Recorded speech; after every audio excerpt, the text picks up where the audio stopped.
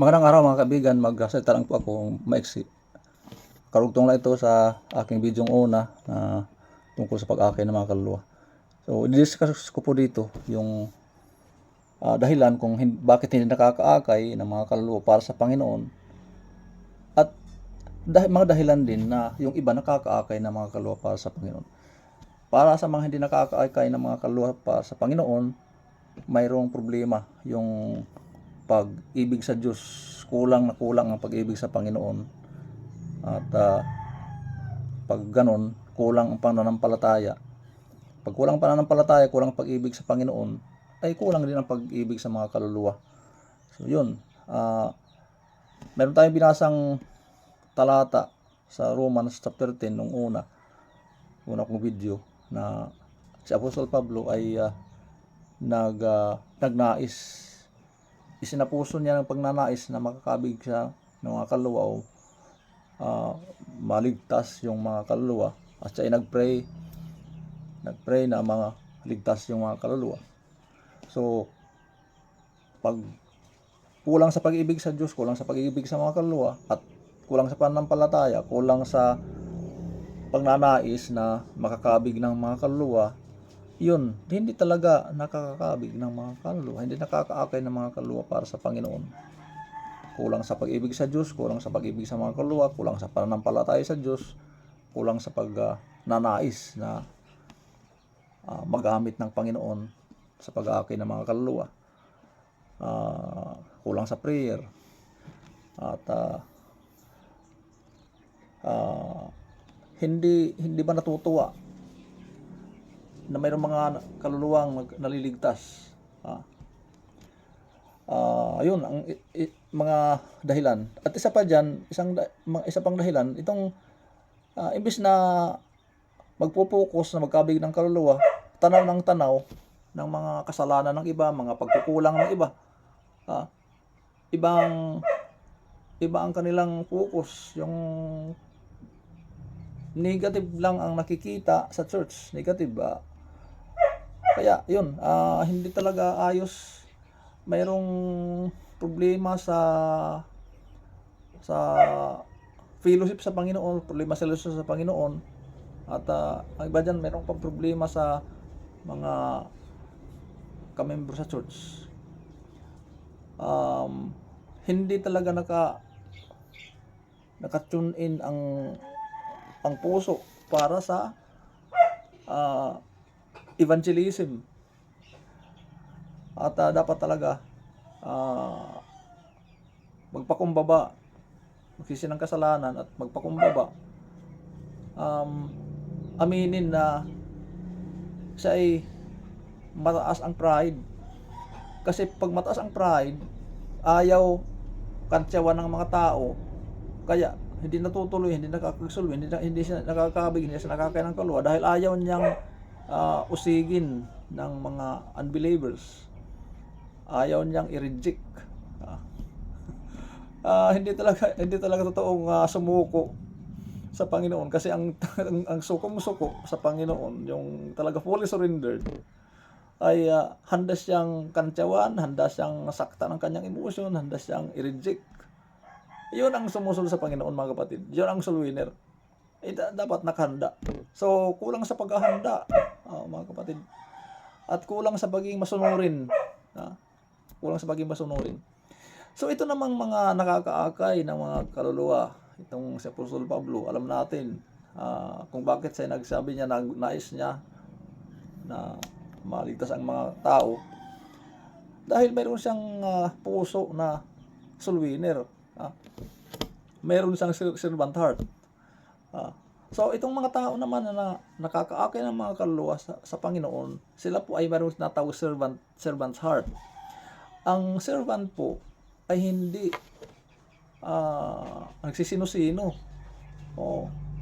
Sunod siya sa kanyang amo, ang ating perfectong amo, ang ating Panginoon, mga kapatid. Sunod-sunuran siya. Masaktan man siya, susunod siya sa ating Panginoon. Mayroong servant's heart, mga kapatid. Siya ay mayroong initiative. mayroong pagkukusa, at hindi niya unang inaasam-asam yung mataas na posisyon sa church. Gusto niya maging servant. Ang pagsulwin po ay gawain po yan ng servant. At kung totoo niyan, mga kapatid, itong mga nakakaakay ng mga kaluluwa, nagsimula yan sa kunting-kunting bagay. Sila ay naglingkod sa Panginoon ng kahit parang marumi na mga trabaho, mga gawain sa church, pag walis ng mga basura, ganyan, mga kunting-kunting bagay ba. Ako ay naniniwala na ang souvenir hindi lang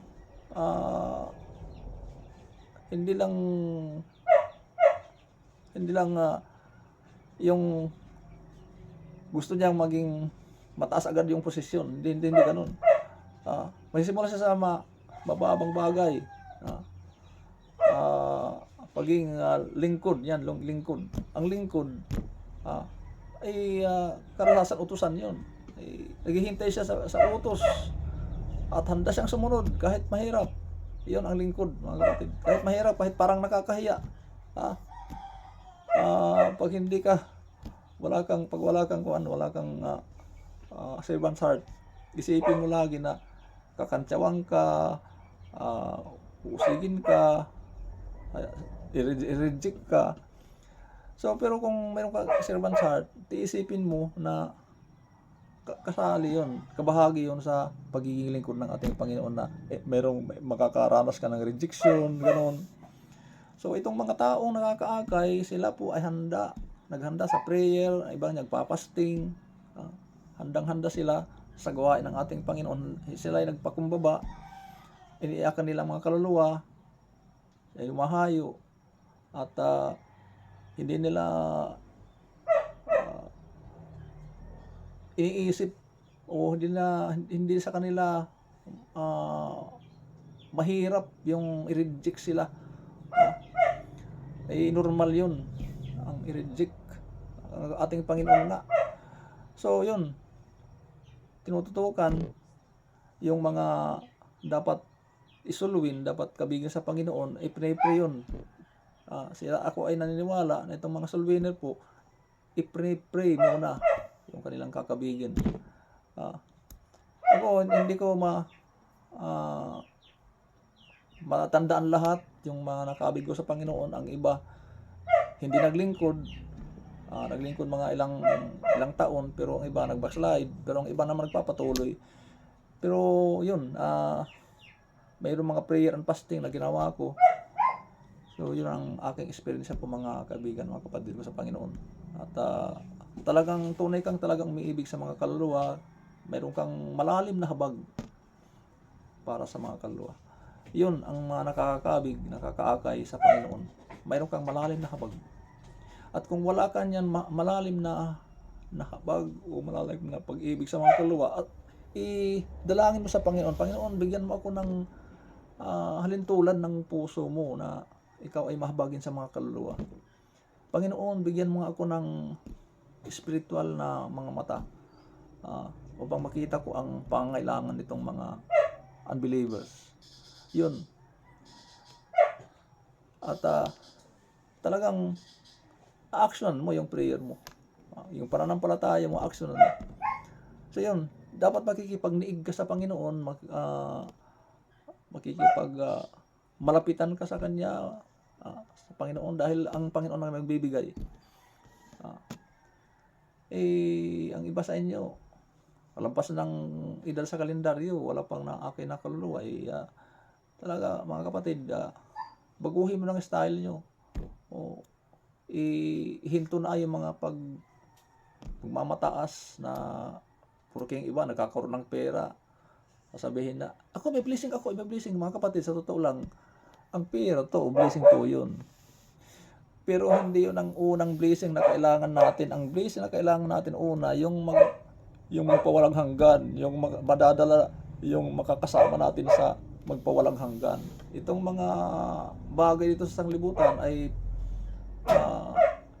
lilipas yun. Alam natin yan. Alam natin yan. Lilipas yan. Walang natin yung pagyayabang dito. So, ulitin ko, yung pag-abig sa mga kaluluwa, dapat ikaw mismo marunong magpakumbaba. Umibig ka sa mga kaluluwa, una-una umibig ka sa Panginoon.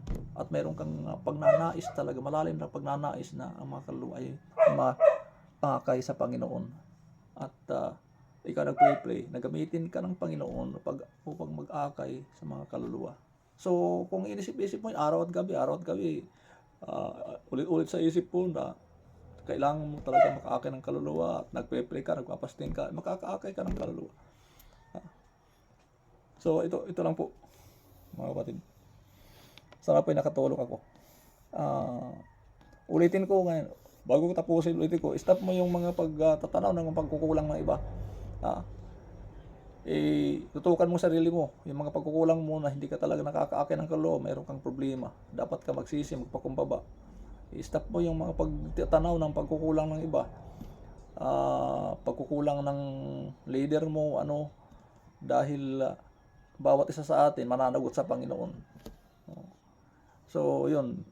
Ikaw rin, mananagot ka sa Panginoon pag yung mga kapatid mo, yung mga relatives mo, yung mga kaibigan mo, hindi mo pa binabalitaan, hindi mo pa inaakay sa Panginoon.